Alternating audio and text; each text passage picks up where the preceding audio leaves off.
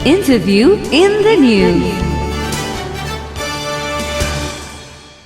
Doctor साहब, यहाँलाई image समाचारमा स्वागत छ। हस्, धन्यवाद, नमस्कार। यो संरक्षण गर्नुपर्ने नदी खोलाबाट यो बालुवा गिटी निकाल्दाखेरि बनेका खाल्टोहरूबाट मानिसहरू चाहिँ मृत्यु भइरहेको अवस्था छ। यसमा सरकार, स्थानीय प्रशासन लगायतकाले चाहिँ त्यति चासो देखाएको देखिन, व्यवस्था गरेको देखिन्छ। छानबिन समितिहरू पनि बनेका छन्, तर यसमा दोषीलाई कारबाही गरेको पाइँदैन। यहाँले कसरी यसलाई हेर्नुमा चाहिँ एकजना पूर्व प्रशासकको हिसाबले? यो चाहिँ बहुत दुःखद घटनाहरू अहिले श्रृङ्खलाबद्ध रूपमा घटिरहेको हामीले पाएका छौँ। यस्ता घटनाहरू हुनु हुँदैन थियो र अब भइसकेपछि अरू दोहोरिन हुँदैन भन्ने हाम्रो मान्यता हो। र यसका प्रमुख कारणहरू भनौँ भने वास्तवमा यो ढुङ्गा गिटी बालुवाको अव्यवस्थित दोहन नै हो।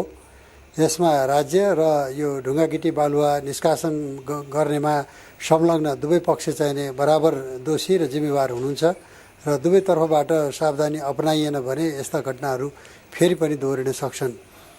त्यसो त हामीले विगतमा पनि ढुङ्गा गिटी बालुवाको व्यवस्थित सङ्कलन र यो आपूर्ति गर्ने भनेर नेपाल सरकारका विभिन्न गरेर जम्मा 14वटा जति मन्त्री परिषदबाट निर्णय भएका छन् र विभिन्न चरणमा मापदण्डहरू बने।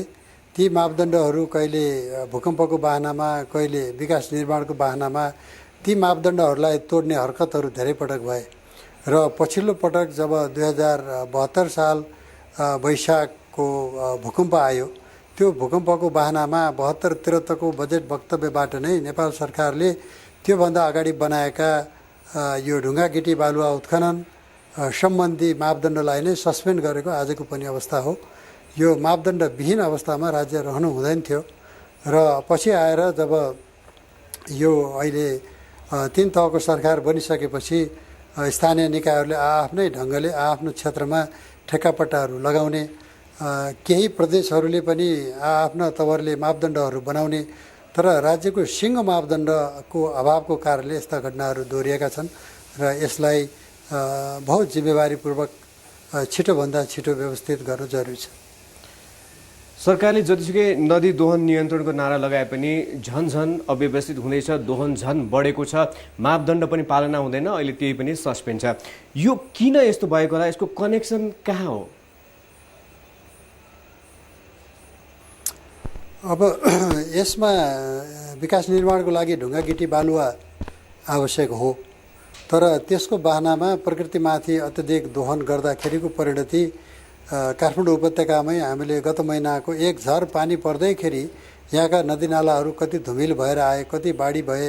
अहिलेसम्म पनि नखु खोला लगायत विभिन्न ठाउँमा ती बाटाहरू मर्मत हुन सकेका छैनन्। काठमाडौँको वरिपरि विक्षिप्त रूपमा ढुङ्गा गिटी बालुवाहरू उत्खनन गरिएको छ। मानौँ कि त्यो नै सबैभन्दा समृद्धिको लागि असाध्यै फलिफाप व्यवसाय हो। यो गलत छ र हामीले अपनाएका पद्धतिहरूलाई, प्रविधिलाई सुधार गर्न जरुरी छ। पहिला चाहिने वन क्षेत्रभित्रका ढुङ्गा गिटी बालुवाहरू वनको ऐन अनुसार चाहिने निष्कासन गर्ने थियो। पछि गएर यो स्थानीय सरकारको मातहतमा लिएर आएर निकासी गर्ने भनेपछि वनले पनि हेर्न छोड्यो, स्थानीय तहबाट पनि त्यति कडी-कडाउ हिसाबले जान सकेन। त्यसो त 18-19वटा जति ठाउँमा नेपाल सरकारले यो खोलाजन्य उत्खननलाई चाहिने बन्द गरेर खानीजन्यमा जाउँ, त्यो भयो भने बाह्रैकाल उत्पादन पनि हुनसक्छ, आपूर्ति पनि हुनसक्छ र यसलाई नियन्त्रण पनि गर्न सकिन्छ, नियमन पनि गर्न सकिन्छ। बरु त्यस्ता ठाउँमा चाहिँ सरकारले बाटो पुर्याइदिने, बिजुली पुर्याइदिने, सडकका राम्रा सुविधाहरू बनाइदिने र अहिले मापदण्ड विपरीत हिसाबले चलिरहेका क्रसर उद्योगहरू छन् भने स्थानान्तरणको लागि पनि सरकारले मद्दत गर्ने भन्ने सम्मका कुराहरू भइसकेका थिए। तर जब 72-73 सालको भूकम्पको एउटा बहानामा मापदण्ड सस्पेन्ड गरियो, अहिलेसम्म चाहिने त्यो बन्न नसक्नुमा चाहिने सबैभन्दा ठुलो चाहिने त्रुटि राज्यको त्यहाँ भएको छ। तर यसलाई अब हामीले भविष्यमा कसरी हेर्नुपर्छ जस्तो मलाई लाग्छ भने यही सबै विकराल स्थितिले गर्दाखेरि मेचीदेखि महाकालीसम्मको चुरेलाई चुरे संरक्षण क्षेत्र भनेर राजपत्रमा प्रकाशित पनि गरियो। वातावरणीय संवेदनशीलताको हिसाबले विकास भनेको वातावरण मैत्री हुनुपर्छ भन्ने दिगो विकासको अवधारणाको हिसाबले त्यो कदमहरू चालियो, तर त्यसलाई प्रभावकारी रूपमा चाहिँ कार्यान्वयन गर्न सकिएन। सबभन्दा ठुलो कमजोरी त्यही नै छ।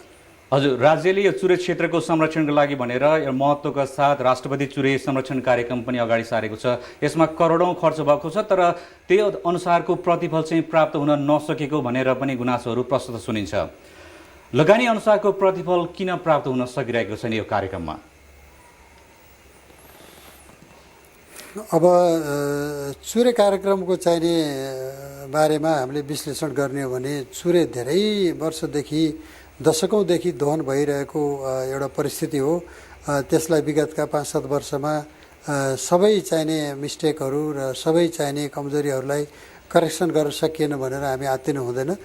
मुख्य कुरो यसले चाहिने सही दिशामा लागेको छ कि छैन भन्ने महत्त्वपूर्ण हुन्छ र यो मेरो विचारमा अहिले सही दिशामा लागेको छ। हालाकि यसले आशातीत प्रतिफल चाहिने प्राप्त गर्न सकेको छैन। यसका प्रमुख कारणहरूमा सरकारको एकल प्रयासबाट मात्रै यस्ता पब्लिक रिसोर्सेसहरू, सार्वजनिक सम्पत्तिहरूको जगेर्ना र सुरक्षा सम्भव छैन। यसमा विभिन्न विकासका निकायहरू, संरक्षणका निकायहरू, सर्वसाधारण निकायहरू र उत्खनन गर्ने सबै निकायहरू बराबर जिम्मेवार भइदियो भने मात्रै यस्ता प्रयासहरू सफल हुने हुन्। तर जहाँ अनुशासन हुँदैन त्यहाँ प्रशासनको अलिकति बढी भूमिका भयो भने पनि हामीले तत्कालै यस्ता मिस्टेकहरूलाई करेक्सन गर्न सक्थ्यौँ। तर मुख्य कुरो के छ भन्नुहुन्छ भने भएका मापदण्डहरूलाई पालन गर्नु पर्यो। मापदण्ड व्यवहारिक छैनन् भने त्यसलाई व्यवहारिक गराउन आवश्यक छ। होला 150 मिटर तल माथि टाढा नजिक सडकबाट भन्ने कुराहरूलाई हामीले करेक्सन गर्न सकिन्छ। तर जबसम्म खोलाजन्य नदीजन्य पदार्थलाई हामीले जुन सम्पत्तिको लेखाजोखा नगरिकन त्यहाँ प्रकृतिले राखिदिएको छ, ठेक्का लगाएर त्यसलाई चाहिने निकालेर सिधै क्रसर उद्योगमा र चाहिने उपयोगितामा लान्छौँ, त्यहाँ हिसाब किताब चाहिने कति उत्खनन भयो भन्ने निकाल्न बहुत जटिल छ। त्यस कारणले हामीले प्रविधि मैत्री बनाउनुपर्छ, वैज्ञानिक बनाउनुपर्छ र उत्खनन गर्दाखेरि घटाघटमा एउटा ठेक्का लगाउनुपर्छ र राज्यको सम्पत्ति सङ्कलन भइसकेपछि बडाबडमा अर्को ठेक्का दिनुपर्छ र घाट गद्दीको चाहिने प्रबन्ध अनिवार्य गर्नुपर्छ भन्ने मलाई अझै पनि लाग्छ। राष्ट्रपति चुरे संरक्षण कार्यक्रम अहिले मागी खाने भाँडो मात्रै भएको भन्न मान्न सकिन्छ? तपाईँको सुझाव के छ यसलाई साँच्चैको संरक्षण गर्नको लागि? राष्ट्रपति चुरे संरक्षण कार्यक्रम चुरेको संरक्षण गरेर तराईको उर्वर भूमिलाई जगाउनको लागि, त्यसको संरक्षण गर्नको लागि एउटा ज्यादै महत्त्वपूर्ण कार्यक्रम हो। यसको प्रभावकारितामा आशातीत प्रतिफल प्राप्त भएनन् होला, यो गलत छैन। मागी खाने भाँडो भनेर यसलाई चाहिने हामीले निराशाजनक हिसाबले व्याख्या गरिन हुँदैन। यो एउटा आशा र भरोसाको कार्यक्रम हो। तर यसलाई प्रभावकारी रूपमा लानको लागि समाजका सबै तह र तबकाबाट चाहिने समन्वयको खाँचो छ भन्दछु। हस्, इमेज समाचारलाई समय दिनुभयो, यहाँलाई धेरै धेरै धन्यवाद। Interview in the News.